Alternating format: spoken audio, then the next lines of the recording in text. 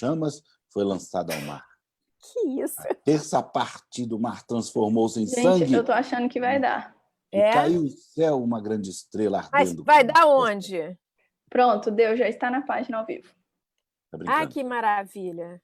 Então vamos embora. Então vamos embora. Obrigada, Nina. Olá, gente. Boa noite já. Meu nome é Adriana Sabino. Hoje é 13 de agosto de 2020. Nós estamos finalmente live. Peço mil desculpas pelos problemas técnicos. Nós estamos há meia hora tentando consertar, o Facebook não entrava. E graças à maravilhosa Nina Tereza Martins, obrigada, Nina. Ela fez 1000 coisas e colocou a gente no ar. Eu sou a presidente do Centro Cultural Brasil USA da Flórida, CCBU, uma organização sem fins lucrativos, fundada em 1997 por voluntários com a missão de divulgar a cultura brasileira no sul da Flórida. Nosso convidado de hoje, da nossa live, é muito especial. Ele está lá em Belo Horizonte e ele abriu um espaço na agenda ocupadíssima dele para isso, para a nossa live. Afonso Borges é empreendedor cultural, escritor e jornalista. Criou em 1986 o projeto Sempre um Papo, um programa de debates com escritores e lançamento de livros. E em 2012, o Festival Literário de Araxá, o FLI Araxá. É comentarista da Rádio Band News de Belo Horizonte, onde apresenta o programa Mundo Livro e colunista do portal O Globo. É também autor de 6 livros, o mais recente deles, Os Olhos de Carvão, que está aqui. Afonso Borges, agradeço muitíssimo você ter aberto um espaço na sua programação e a sua paciência, quase de santo, de ter aguentado esse problema técnico. Peço desculpas de novo a toda a nossa audiência. De nada, eu que agradeço. Além dessa atividade cultural que ele promove, por causa da atividade cultural, ele foi reconhecido com várias comendas e premiações da cidade de Belo Horizonte, do estado de Minas Gerais e do Ministério da Cultura. Afonso Borges, seja bem-vindo à live do Centro Cultural. Muito obrigado, Adriana. Uma honra. A gente planeja isso aqui já há tanto tempo, né, que eu me sinto até à vontade. Agradeço e espero contribuir aí nesses poucos minutos que a gente vai ficar junto para as pessoas que estão nos assistindo. Você fundou em 1986 o Sempre um Papo. Me conta de onde surgiu essa ideia num país onde se lê tão pouco. Veja bem, o mundo é uma engrenagem que às vezes as coisas estão sincronizadas e outras vezes não, né? Eu comecei minha vida numa brincadeira, eu fui no Teatro Francisco Nunes, para quem não sabe, é um teatro lindo, pequeno, dentro do Parque Municipal, um pulmão, como em Nova York, é um pulmão de Belo Horizonte. E lá, ao chegar, estava o projeto Pixinguinha, apresentando-se vários artistas. Eu achei aquele negócio lindo e me ofereci para distribuir panfletos na fila. A moça achou assim, mas que coisa estranha, o que você quer distribuir panfleto na fila? Panfleto é aqueles flyerzinhos do próprio programa. Eu falei, não, porque se eu distribuir, você vai deixar eu vir todos os dias. E o evento acontecia de segunda a sexta, 18h30. Eu fui todos os dias, todos os eventos, aquele ano inteiro, 74, 75. E ali me despertou um senso, um tino para a arte e literatura que nunca mais eu abandonei. Quando comecei o Sempre um Papo, em 83, eu já tinha 2 livros de poemas publicados e já cursava jornalismo. E tocava, eu era músico também, eu tocava num bar. E ali aquele ambiente do bar, inspirado um pouco em Vinícius de Moraes, naquela coisa do Beco das Garrafas, no Rio de Janeiro, na década de 60, eu convidava um escritor para conversar comigo.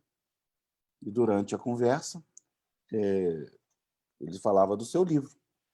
Então, essa brincadeira de um músico iniciante transformou-se na minha vida, porque a primeira edição foi com o escritor Oswaldo França Júnior, a segunda edição com Fernando Brant, queridíssimo Fernando Brant, e foi tocando assim toda semana e a coisa começou a lotar. E não parava, e começou a estar muita gente, e aí foi ficando... tive que sair desse bar e fui para um outro bar muito maior. Esse bar cabia 40 pessoas. O que eu fui, cabia umas 180, La Taberna. E depois acabei num bar que chamava Cabaré Mineiro, que não é bar, era um grande empreendimento do Milton Nascimento, todos sabem quem é, e que se transformou num ícone de uma época aqui, só que lá cabiam 600 pessoas. E todo esse período de 87, 86, 87, eu fiz lá, toda semana. Toda semana. E lá reuni grandes escritores, mas a gente precisa também contextualizar, né, Adriana? 85, 86 era um momento de final de ditadura no Brasil. As pessoas estavam todas precisando conversar, precisando dialogar, precisando debater. E Sempre um Papo um pouco que canalizou toda essa vontade, esse desejo das pessoas se encontrarem, porque vocês têm que lembrar, a ditadura. Podia encontrar, não. Mais de 3 era cana, cadeia. Tinha isso. Então, o Sempre um Papo entrou nesse esteio da necessidade do debate público e gratuito, como sempre foi o projeto Sempre um Papo desde o seu início. E ali eu fiz Fernando Gabeira, Rosmarie Muraro, Darcy Ribeiro, nossa, uma coleção de grandes personalidades brasileiras que naquela época também estavam necessitando falar, né? Era a sociedade inteira que estava necessitando. E começou o projeto agora. O projeto é Entrada Franca. Então, necessitava de patrocínio. E esta palavra, patrocínio, em 1986, era japonês, russo, alemão, turco. Ninguém sabia o que era direito, né? Nós estamos falando de 34 anos atrás. Então, era muito divertido. Os convidados iam para Belo Horizonte e ficavam na minha casa. Não tinha dinheiro para pagar hotel, não. A passagem aérea era bancada pela Varig, antiga Varig, finada e querida Varig. E por aí vai. Era uma coisa, praticamente uma ação entre amigos que foi se profissionalizando, né, Adriana? Importante isso falar. Tomou um tom de profissionalismo no momento no qual havia no mercado editorial uma grande lacuna para a profissionalização dos lançamentos literários, do lançamento de livros. Até hoje é muito mal resolvido, né? Uhum. Se eu pensar bem, assim, o lançamento de livro é da ordem dos eventos profissionais de arte, da cultura, o mais relegado àquela coisa da mesa, sentadinho ali, autógrafo. O Moacir Sclia me conta um caso engraçadíssimo, eu lembrei disso agora aqui, falando nisso. Ele disse que uma vez ele foi convidado para lançar um dos livros dele em Nova York. Uhum. Ele falou, Nova York, que interessante, um dos livros tinha sido publicado, acho que era A Mulher que Escreveu a Bíblia. Tinha sido publicado nos Estados Unidos e falou, eu vou. E aí pegou o avião, o moço mandou o avião, chegou lá na livraria, tinha uma mesa, 40 livros, ele chegou, assinou os 40 livros e foi embora. Foi esse o lançamento do livro em Nova York, do Moacir Sclia. Que Deus o tenha, querido Moacir Sclia. Então, assim, isso é uma brincadeira, mas é uma brincadeira séria, na qual existe uma lacuna profissional, empresarial, de tratar esse produto, livro, de forma bastante profissional e adequada. E já naquela época, 87, eu já fazia peças publicitárias, que impensável para a época, com o lançamento. O Ziraldo fez a logomarca, e eu fazia um cartaz, e em telas de silk screen, só a gente que tem mais de 770 anos como eu, você não tem, então você não vai ter a mínima ideia do que seja isso, imprimia o nome do convidado, o resto já estava impresso. Só o nome do convidado, dia, hora, data, local, e saía distribuindo por Belo Horizonte, pregando pela cidade afora. Era a forma, naquela época, mais digital que se podia comunicar com as pessoas, pregar os cartazes nos bares de Belo Horizonte, nos quais sempre estavam lotados. Não sei se vocês sabem, Belo Horizonte é conhecida como a cidade de mais bares, maior número de bares da América Latina. Tem mais bar do que Poste, tem mais bar do que... Tô brincando. Mas é por aí. Mas é verdade. É por aí. A gente É verdade. meio aficionado, tanto que aqui saiu aquele famoso Comida de Boteco, que é um É. festival hoje brasileiro, internacional, em todos os lugares. E Roberto Drummond, que você conheceu bem, ele falava muito disso também. Bem, já estou tergiversando. Agora, você é um caso único, eu acho, nesse nicho de,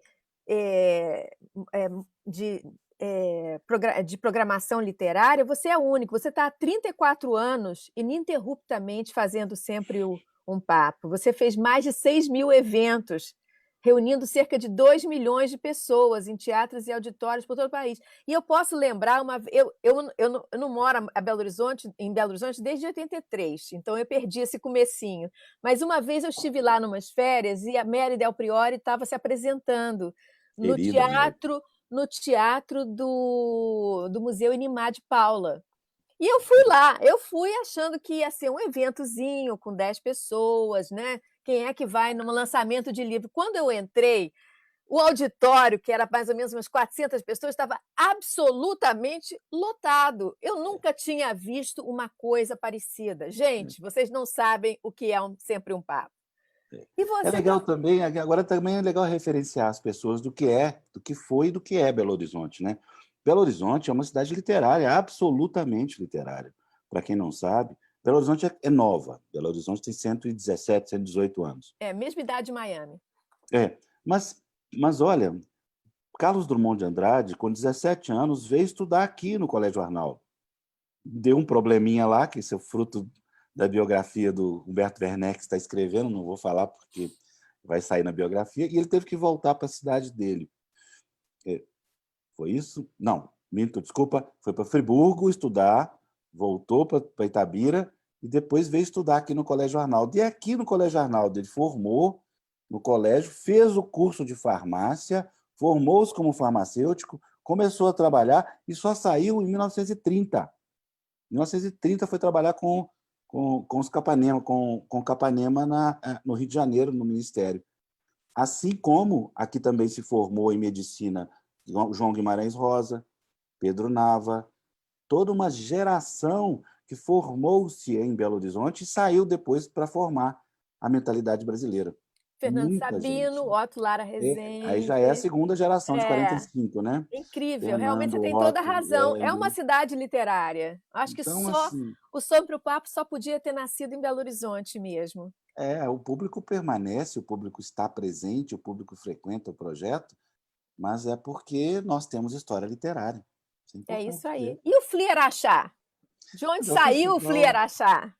O Freire Achar, eu fazia sempre um papo, isso também é uma outra que eu deveria complementar. Ele depois eu fiz pelo Brasil inteiro. Eu fiz em mais de 30 cidades brasileiras no curso desses 34 anos. Uma vez eu fiquei 2 anos fazendo sempre um papo em Curitiba e 6 cidades do interior do Paraná. Eu fiquei durante 8 anos no norte do país, fazendo em Porto Velho e Rio Branco. 8 anos fazendo eventos lá. Porto Olha, Velho? Rio Branco, terra do Chico Mendes, Nossa. entendeu? Fiz no interior da Floresta Amazônica, quando fiz em Belém. Nossa, eu fiz sempre um papo pelo Brasil inteiro, nas maiores condições mais divertidas, diversas. E então, assim, o projeto capilarizou. Uhum. Eu levava um escritor para lançar livro em tudo quanto é lugar do país. Até hoje é assim, né? Quer dizer, era assim, né? Mas é outro capítulo, a pandemia. E foi sempre com esse intuito profissional, de levar e na cidade ser bem divulgado, o livro ficar conhecido, vender nas livrarias e ter público. Uhum. Ter público, sempre a gente teve público. Então tem esse outro lado. E são vários projetos coligados. Por exemplo, junto ao Sempre um Papo, eu fiz um outro projeto que se chama que trabalhava bibliotecas comunitárias de regiões carentes. A gente doava livros, fazia eventos. Eu fiz sempre um papo nos bairros, que é um negócio maluco. Esse eu falo assim, só gente nova que fazia. Se você estivesse em Belo Horizonte, Adriana, todo dia, 19 horas, eu passava na sua casa, te pegava e levava para um bairro de periferia, de segunda a sexta. E o que você fazia? Fazia sempre um papo nos bairros de periferia. E aí você vai me perguntar assim, mas dava certo? Uma vez eu levei um psicanalista, finado, já faleceu, querido meu, chamava Marco Aurélio Baggio. Levei o Marco Aurélio para um bairro de periferia que chamava, não é muito periferia, mas é o bairro da Cidade Nova. Era uma segunda-feira à noite fria. E ele foi falar sobre depressão no trabalho, que é um negócio sério. Depressão no trabalho, olha os índices de Ministério da Saúde, aí tem muita gente que deixa de trabalhar por isso. Bem, começou esse evento num pequeno auditoriozinho de 20 pessoas, não coube, foi para o refeitório da igreja, foi na igreja de Cidade Nova. Não coube no refeitório, terminou com 600 pessoas e o Marco Aurélio falando do púlpito, com o padre furioso. Gente, que Porque tinham história! ocupando o espaço do padre no púlpito. Depressão, trabalho. Então, assim, foi um trabalho muito bonito que eu fiz esse tempo. Mas não há quem aguente fazer evento segunda a sexta, né? Todo dia, 19h30. Não, isso é uma loucura. Mas minha vida é essa. Eu chego a fazer 7, 8 eventos por semana. Quando não tinha pandemia, por exemplo, na época que eu fiz em Brasília, eu fiz 8 anos em Brasília, no Teatro da Caixa. Então, eu fazia Brasília, Belo Horizonte segunda, Brasília terça, Curitiba quarta, Rio de Janeiro na quinta, ainda sexta eu inventava alguma coisa. E vários no mesmo dia. Às vezes, terça-feira tem 3 eventos, um em cada cidade. Eu não vou em todos, tem uma equipe que vai. Mas acontece. E a Fli Araxá, antes da pandemia, acontecia todo ano? Nesse sentido, o projeto começou com sempre um papo em Araxá. A CBMM, Companhia Brasileira de Metais e Metalurgia e Mineração, que minera o nióbio, patrocinou o projeto para chegar lá. E eu, no curso desses anos, tem uns 15 anos que eu estou lá, no 6º ano eu falei, acho que dá para fazer um festival literário aqui, tal a forma que o público de Araxá abraçou o projeto. Tá bom, vou tentar. Aí fiz um festival literário que, de cara, o homenageado foi o Ziraldo. Vieram com o Ziraldo Luiz Fernando Veríssimo, Agualusa, José Eduardo Agualusa foi o patrono. Veio uma turma fantástica do primeiro. Então, a coisa cresceu espontaneamente a ponto de, ano passado, isso já sendo realizado no Grande Hotel de Araxá, que é um hotel lindo da década de 40, um palácio, né? Um verdadeiro castelo, construído por Getúlio Vargas, eu tive 30 mil pessoas em 4 dias. Nossa. Agora, em 19, foi uma loucura. Eu levei 120 autores de fora. Como termo de comparação, a Flip, por exemplo, leva de fora uns 18, 17 autores, talvez nem isso. Claro que todas as casas parceiras fazem uma programação grande, mas o festival mesmo é menos. Quer dizer, além disso, eu me relacionava com um público de aproximadamente 8 a 7 escritores da época, da cidade, e hoje, ano passado, eu tive que fazer um festival à parte, com 100 escritores da região. Você vê como é que literatura espalha esse bom sentimento. Gente, isso é uma história inacreditável. Isso é inacreditável. Gente, vocês estão ouvindo isso? E vocês aí que estão ouvindo, vão lá na página do YouTube Fli Araxá, assistam os programas, estão lá desde o primeiro, com o Zuenir, Agualusa e até o anterior, e tem lá todos os vídeos que a gente fez. Curiosamente, olha que mundo doido. Eu estou nesse mundo digital, Adriana, há tanto tempo. O projeto tem 34 anos. Há 25 anos eu gravo os eventos e hospedo no YouTube. Então, 20 anos mais ou menos. Então, quem quiser entrar no YouTube do Sempre um Papo, tem mais de 500 programas de 1 hora cada, com escritores brasileiros e internacionais para serem assistidos. Então, quando chegou a pandemia e o povo começou a correr atrás do digital, a gente já estava lá há anos e anos e anos. E o Fli Araxá, fazendo uma curiosidade, por intuição, não eu quis, foi transmitido online 24 horas por essa plataforma que a gente está, pelo Facebook.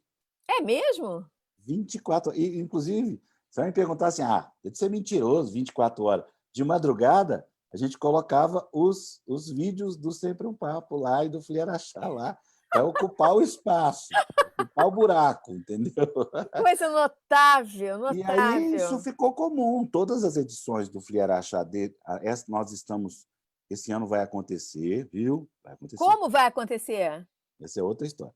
Ele vai acontecer e vai ser como o ano passado foi transmitido. Que espetáculo!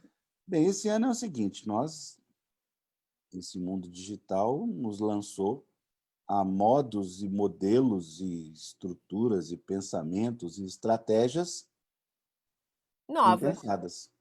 Essa era a minha próxima pergunta. Como é que você está passando esse período de pandemia e confinamento? Porque para você não tem confinamento nem pandemia, porque toda hora eu recebo um WhatsApp assim, o Afonso Borges está entrando online agora, 10 minutos de papo. Dali a pouco, Afonso Borges online, sempre um papo. Pelo menos 4 vezes durante o mesmo dia, todos os dias. O que é isso? Me conta o que é isso, Afonso. Eu não tenho jeito, não. É aquela coisa, um amigo meu falava assim, Deus é um irresponsável por largar o Afonso por conta própria. Por entregar o Afonso à própria sorte. Eu inventei um tal de 10 minutos de papo. Que é o seguinte, o nosso papo aqui vai durar 1 hora. Mas pouca gente tem paciência para ficar ouvindo, né? Hoje, então, live é uma loucura. É. Aí eu faço no Instagram só 10 minutos. E faço com quem eu gosto. Sérgio Abranches, cientista político, cientista social, escritor maravilhoso que eu respeito muito e que, para mim, é uma das maiores cabeças brasileiras. E aqui de Belo Horizonte, o Dr. Carlos Starling, que é um médico infectologista que colabora com a Força Tarefa de Belo Horizonte, que estamos aí dando exemplo para o mundo inteiro. Para quem não sabe, Belo Horizonte hoje está na faixa de 70% dos leitos ocupados. Belo Horizonte está em queda, o R0 de Belo Horizonte é 0,8 hoje e continua em queda, porque o prefeito Alexandre Calil tomou outras precauções que o nosso presidente de plantão, que certamente está de plantão mesmo, vai sair, não fez e não cumpriu. Então, o Dr. Carlos Starling diariamente dá as informações sobre a pandemia e sobre tudo mais que a gente precisa saber. Além disso, a rotina dos eventos, né, que para mim, como eu disse, todas as edições do Sempre um Papo eram gravadas e transmitidas online, né? Eram há anos.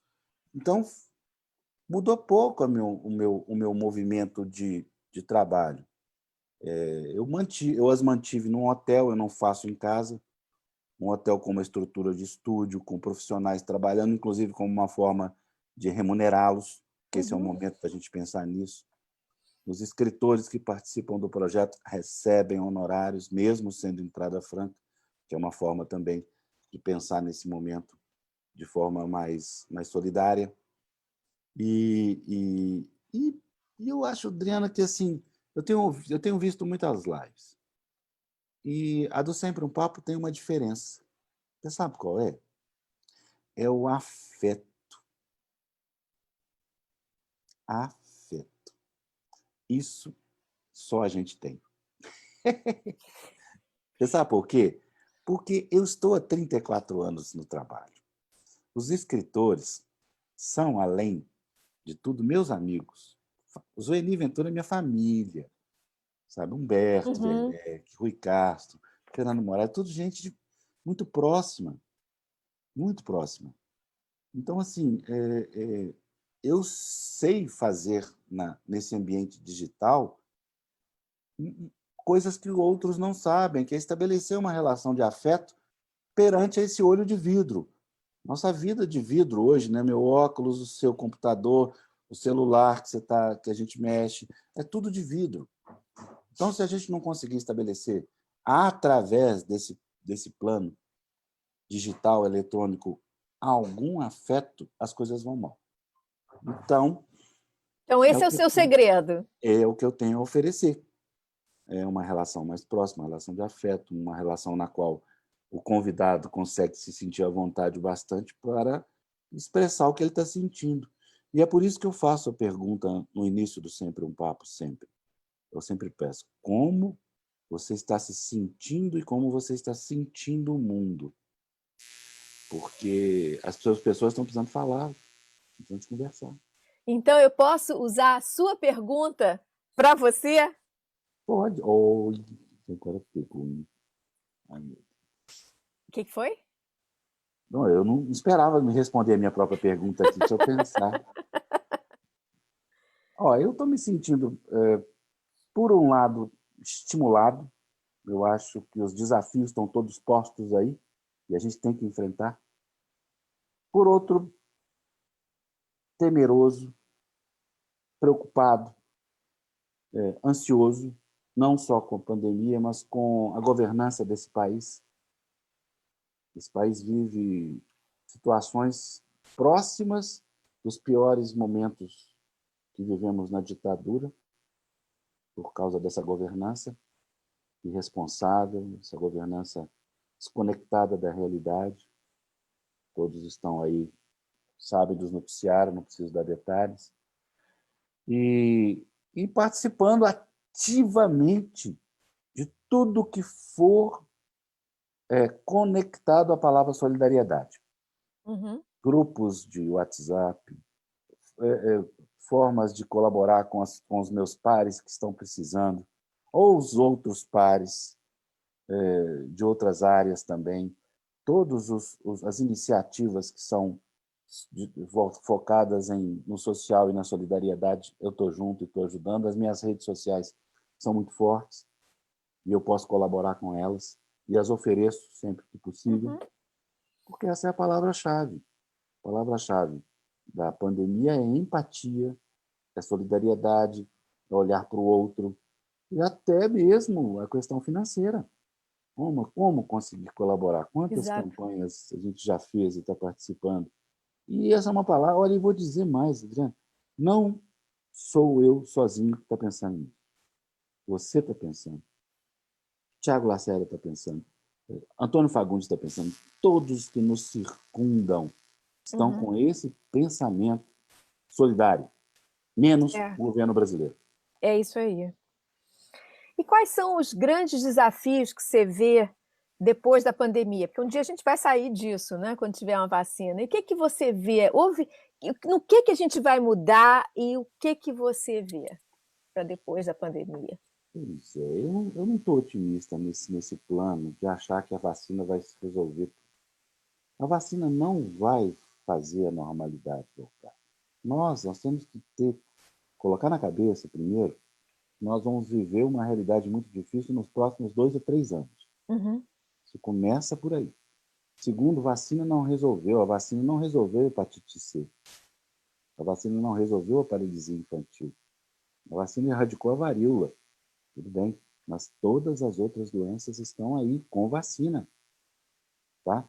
Então, essa vacina vem para tentar normalizar uma situação, mas esse vírus, que é um vírus novo, não é um vírus velho, e não falo do corona.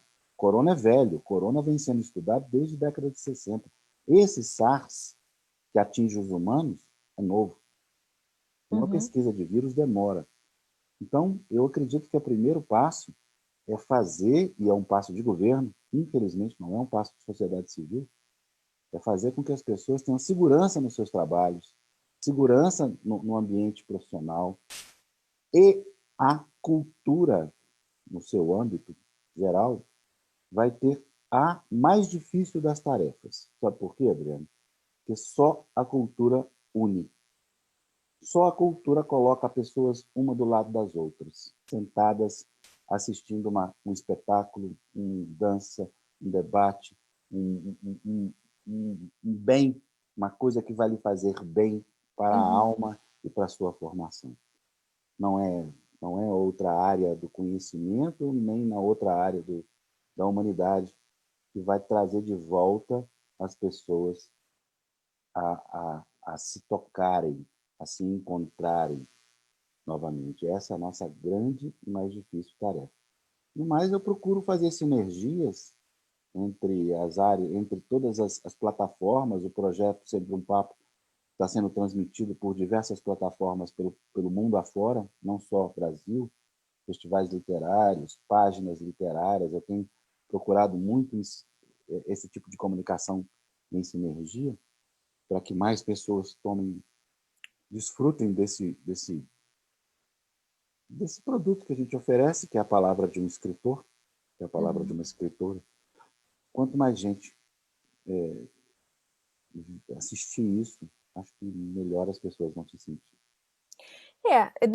Nesse momento difícil que nós estamos, a gente tem vários problemas graves, né? Falta de contato, etc. Mas, ao mesmo tempo, o alcance que a gente tem através dessas plataformas é enorme. A gente atinge audiências que nunca a gente atingiria. Seria extremamente difícil a gente trazer você para Miami, mas, no entanto, você está aqui em Miami conosco, Sem dúvida. né? São as oportunidades que... É aquela coisa que a Lilia Schwartz escreveu outro dia, né? O nosso século XXI começou agora, há 5 Começou meses. agora, exatamente. Porque, se você pensar bem, esses recursos já estavam aí há muitos anos, muitos e muitos anos, mas as pessoas não utilizavam, porque estavam no modo analógico. Agora não existe mais modo analógico. Esses recursos vieram para ficar definitivamente, assim como os costumes que estamos aprendendo agora de higiene, de procedimento de contato e tantos outros que também que são benéficos e que também vieram para ficar. Mas essa conversa vai longe, né, Adriana? Hoje eu li o resultado do relatório da OMS dizendo que, fazendo um prognóstico sombrio sobre as crianças e os adolescentes, como é que eles vão sair dessa pandemia. Crianças coladas na tela do celular por força de necessidade familiar, coisa que a gente evitava muito, né? Evitava muito. Eu controlava o tempo da minha filha, né? Não tinha mais tempo para controlar. E outra coisa, trauma mesmo. Aí trauma. Qual será o resultado disso dessa geração? Sendo que tem um agravante aí, que ficou escancarado com essa crise, que foi a desigualdade. Porque se tem gente que pode estar atracado no computador, tem muita gente que não pode. Então, isso prejudica, por exemplo, a parte de educação à distância. Porque Exatamente. é Então, uma coisa. O que vai acontecer com essas crianças e adolescentes? é como se fossem grandes, como se fosse uma estrada na qual os buracos, que eram pequenos buracos, se transformaram em buracos imensos. As lacunas que se deram entre classes sociais, raça, gênero, minorias e pessoas ficaram imensas pelos fatores econômicos, é claro, o fator econômico determina, mas também não só por isso. A digitalização da nossa vida colocou em evidência problemas que até o presente momento eram evitados. Por exemplo, A discussão racial acirrada do jeito que está hoje no Brasil era uma coisa muito escondida, por enquanto, entendeu? Agora não. Os recursos eletrônicos e digitais conseguiram unir os nichos de forma irremediável. Os nichos estão se comunicando fortemente. E isso é uma coisa radical. Quando grupos, sejam de que natureza for, até os fascistas, até os nazistas, têm condição de se comunicar com mais fluidez, como é o que o digital está fazendo, as coisas acontecem, para o bem ou para o mal.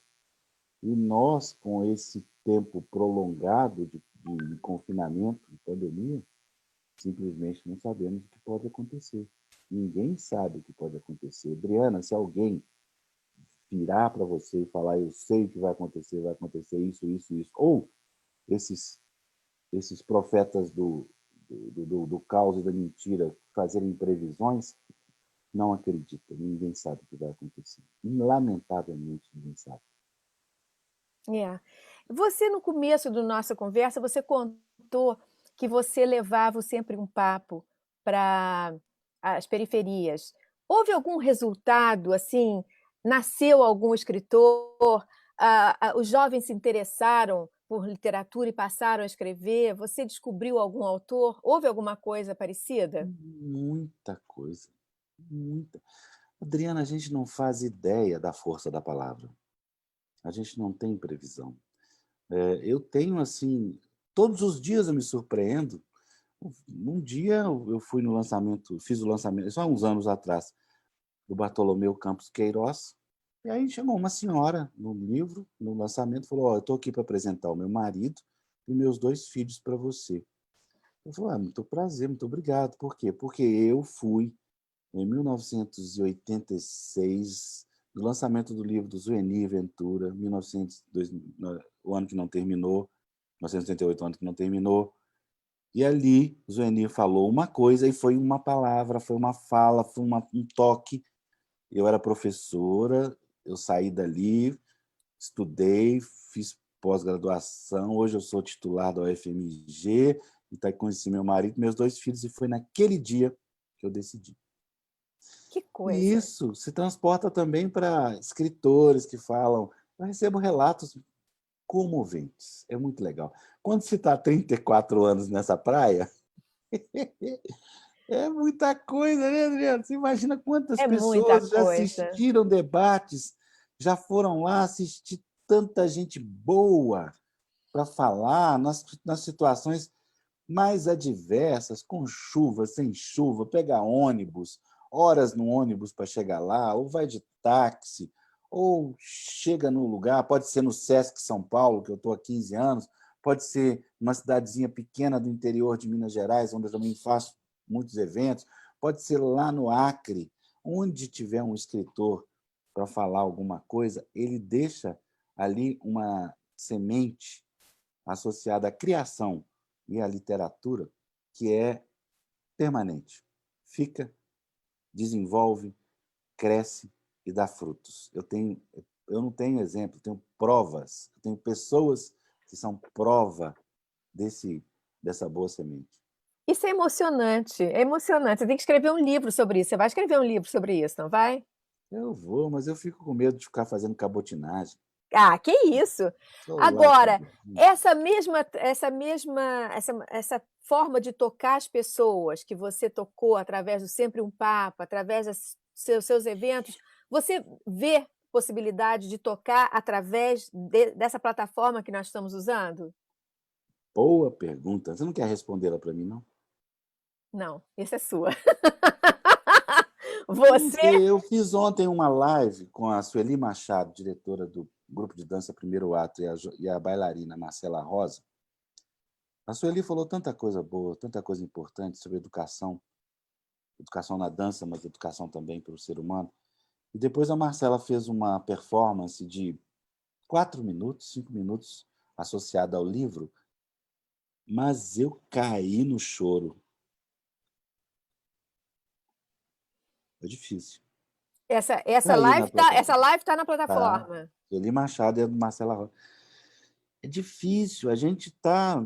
Eu acredito até que se fosse o digital em uma outra situação, não fora da pandemia, não, não faria muita diferença, não. Agora, o digital, onde você está falando com pessoas confinadas, pressionadas, num mundo complicado, e não é Brasil só, é mundo complicado, tendo à sua frente a morte o tempo inteiro, não é?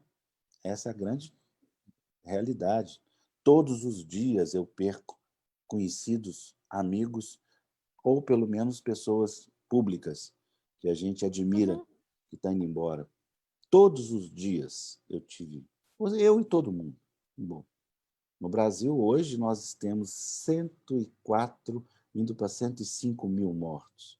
A previsão é que no dia 10 de novembro tenha 200 mil mortos. Ai, isso é E por aí terrível. vai. Estados Unidos está aqui, 1 milhão e 600, né? É. Por aí, né? Então, Não, também, 150 mil mortos. pois é. É terrível, é terrível. O que nós vamos fazer? Então, assim, o digital está funcionando como uma válvula de escape. Isso é fato. Porque eu não vejo a hora de abraçar os meus amigos. E você não está encontrando com eles agora, né? Ninguém está encontrando, né? Ninguém. Minha filha está de 10 anos, está 5 meses sem ver nenhuma coleguinha. Meu Deus, Quem, na é sua idade, terrível. quem que está assistindo a gente, ficou 5 meses aos 10 anos sem encontrar uma colega? A Colega gente, de escola. ninguém passou por isso. Faz 100 anos que não existe uma coisa parecida, desde a gripe espanhola. Exatamente. Então, quer dizer, não sei o que falar, não sei o que dizer, eu só sei que é necessária solidariedade. É. Ela é fundamental para a gente passar para o próximo passo. Me conta onde é que a gente pode achar, além do Sempre um Papo que está no YouTube, onde é que a gente acha os seus outros programas? O que você está fazendo mais durante o dia, além do Sempre um Papo? O Sempre um Papo é todo dia? Todos os dias tem Sempre um Papo? Ai, meu Deus. Olha, nas nossas redes Faz sociais isso! é Sempre um Papo. Tem o nosso site, que é Sempre um Papo, mas é um site informativo, só diz o que tem. E nas redes sociais, o YouTube, basicamente o YouTube, eu faço no YouTube porque ele é uma plataforma universal, Uhum. né? Por exemplo, o Facebook, você tem que assistir, você tem que se filiar ao Facebook, você tem que ter Facebook. É. YouTube não, você teclou e assistiu. Ainda assim, ele é retransmitido no Face e no Instagram e ficam lá, estão nas plataformas eternamente lá, enquanto a palavra eterna funcionar para o mundo digital. Não. E quais são os outros programas que você recomenda que a gente assista seus? Olha, o Mondolivro eu faço segunda e quarta.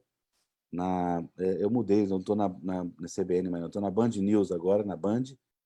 Segunda e quarta, 10h30 na Band News. Mas também é só acessar mondolivro.com.br, que está tudo lá. Eu fiz esse cluster para colocar o que eu faço, que eu faço tanta coisa que um dia eu falei assim, gente, pelo amor de Deus, onde é que eu estou? Eu não sei onde é que eu estou. Aí eu criei o Aí, Mondolivro. se a gente falar em mineirês, é oncotô, Onde né? que eu estou? Eu não sei onde que eu Oncotô. estou, não. Aí eu fiz o Mondolivro, que ali está as matérias que eu publico no portal do jornal O Globo, o, o, o, o Mondolivro, e tudo que eu escrevo, além do mais, está no mondolivro.com. E o Fliarachá é uma plataforma à parte, não é Uhum. misturado. O YouTube do Fliarachá estão lá todas as edições. Um homenageado foi o Mia Couto, outro homenageado foi o Walter Ugumãe. Tudo lá disponível gratuitamente para as pessoas assistirem. E você pode dar uma dica de como é que vai ser o Fliarachá esse ano? Você não vai contar para Posso, gente? posso porque Pode. também faz parte da parcela do não sei. O Luiz Fernando Veríssimo fez uma crônica maravilhosa, né, que no final disse assim, eu tenho opinião definitiva sobre esse assunto. Qual que é? Não sei. Adorei. E além do mais, por que a gente pode não saber? Tem que se dar o direito de não saber. Eu não sei. Vai ser assim, entre 28 de outubro e 1º de novembro, vai acontecer o Fliarachá. A primeira tentativa é híbrida. Leva um grupo pequeno de escritores para, de acordo com as normas sanitárias, legais da região, realizar um evento pequeno lá.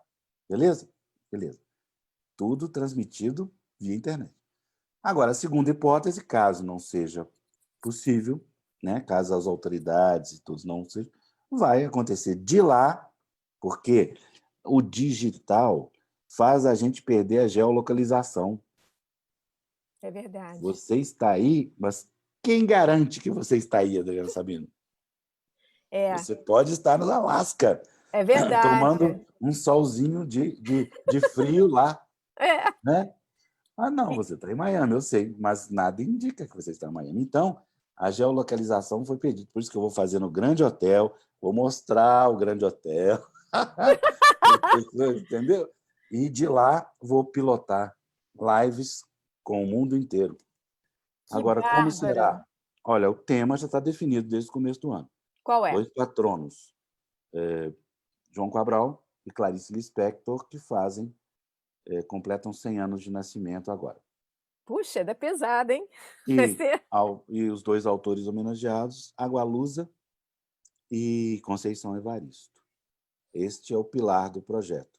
O tema era arte, leitura e tecnologia, que eu acho que pode ser mantido, mas eu estou em transformação. Sei, sabe? Sei, Adriana, acho que a gente devia dar uma mudada nisso. Talvez colocar uma coisa focada na paz, na necessidade de paz que as pessoas estão precisando. Estou dando umas voltas na cabeça aqui, mas vai dar tudo certo. Vai dar tudo certo. Com certeza. Partindo de você, eu tenho absoluta certeza que vai estar tudo certo. Nós estamos chegando ao fim da nossa live, que começou com problemas, mas foi maravilhosa, graças a essa pessoa maravilhosa que é o Afonso. Eu queria agradecer a quem teve a paciência de assistir a gente.